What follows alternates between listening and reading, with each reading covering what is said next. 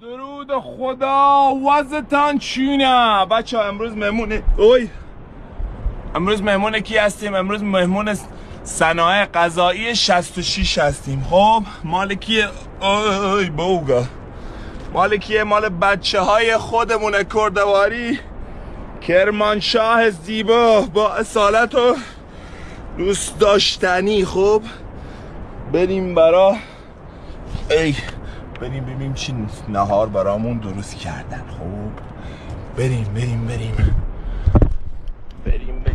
چی برامون درست کردن. یا خدا نهار تامدار خوشمزه تامداری بود. یا خدا یا خدا رسیدیم بچه ها، رسیدیم بهشون. به 66 صنایع غذایی 66 برامون آورده. نگاه، تن ماهی بچه، این تن ماهی ها تو چابهار خب از ماهی های تازه درست میشه.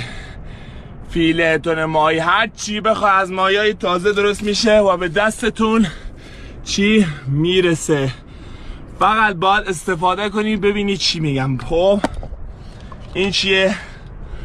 لوبیا چیتی بچه، لوبیا چیتیشون محشر.